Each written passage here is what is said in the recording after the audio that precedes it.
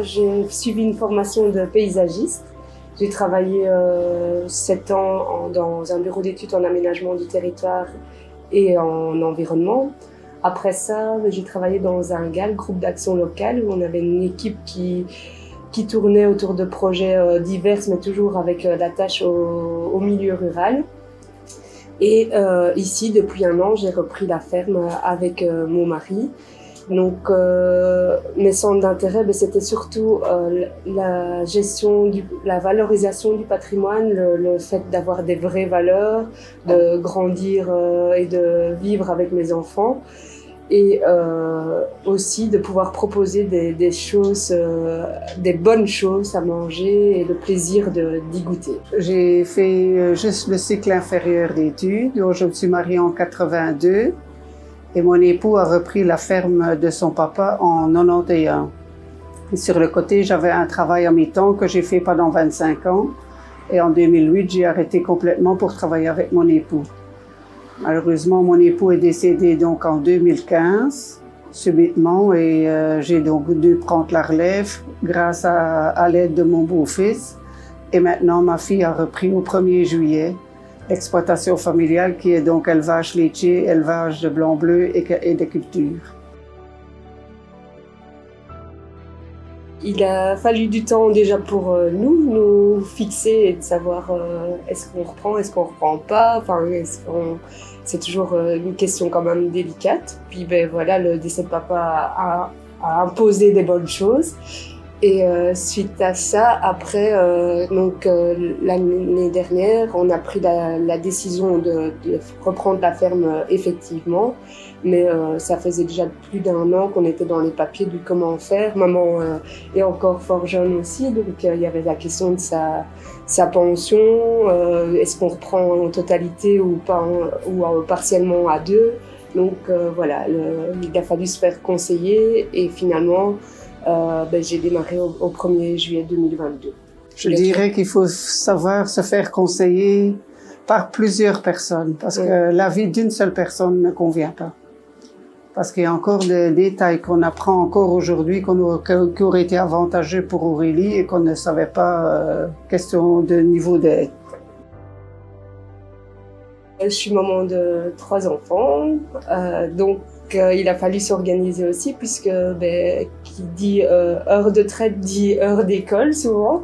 Et donc, comme on n'a pas on n'habite pas sur l'exploitation, mais j'ai la chance d'encore avoir maman qui démarrait la traite et puis je viens la rejoindre. Je parle déjà au passé parce qu'on a pris la décision d'installer un robot pour faciliter tout ça. Et mais voilà, après il y a aussi l'organisation avec notre magasin à la ferme, puisqu'on a des heures aussi, on a deux horaires différents, 9-15 heures et 15-19 heures. Et donc pour les jours où c'est 15-19 heures, c'est ma maman et mon mari qui assument la traite aussi. Je suis fière. Et je crois qu'il y a encore de l'avenir pour des jeunes, mais c'est important d'être bien soutenu et de réfléchir à 2 fois, mais une chose est sûre, si ce sont des parents qui veulent que leur enfant continue et qu'il n'y a pas la fibre, pas la passion, ça ne sert à rien. Parce que c'est quand même très difficile aujourd'hui. L'avenir, c'est notre jeunesse. J'espère qu'il y aura toujours des jeunes qui vont reprendre. Elle est grande. On a la chance d'avoir des enfants qui sont motivés aussi par nos activités.